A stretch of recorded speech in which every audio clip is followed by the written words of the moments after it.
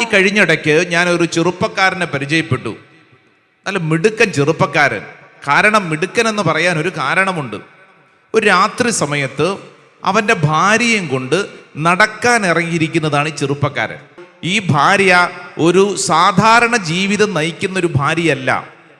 ഒരു ആക്സിഡന്റിന് ശേഷം നാളുകളായി കിടപ്പിലായിരുന്നു.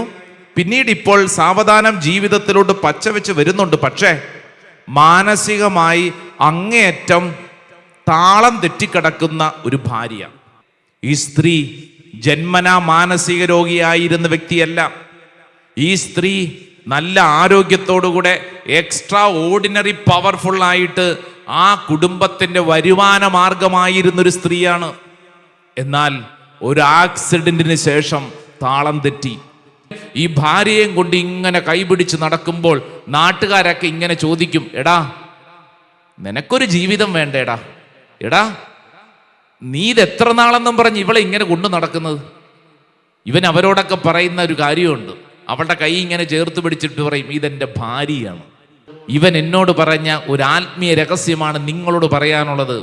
ഇവൻ്റെ വീട്ടിൽ, ഇവൻ്റെ മുറിയിൽ ഒരു കൊച്ചു കുരിശുണ്ട്, ഒരു കൊച്ചു കുരിശ്.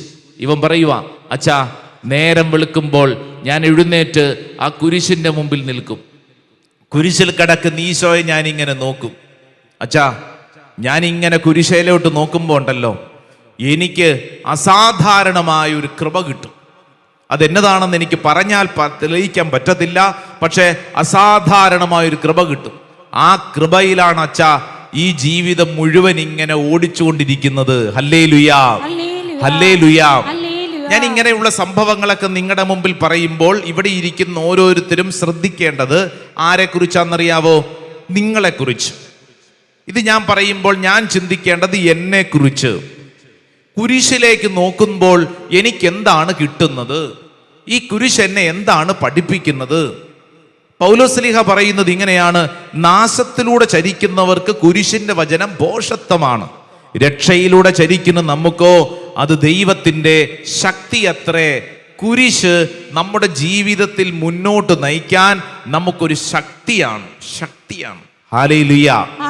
നമ്മൾ ഇന്ന് കടന്നു പോകുന്ന എല്ലാ അനുഭവങ്ങളെയും വേറിട്ട ഒരു കാഴ്ചപ്പാടിൽ മനസ്സിലാക്കുന്നതിന് ഈ കുരിശ് നമുക്ക് ബലം നൽകും. അതുകൊണ്ട് കുരിശിനെ സ്നേഹിക്കണം. ഹല്ലേലൂയ. അടുത്തിരിക്കുന്ന ആളോട് പറഞ്ഞ കുരിശിനെ സ്നേഹിക്കണം. ആ കുരിശിനെ സ്നേഹിക്കണം. ഹല്ലേലൂയ.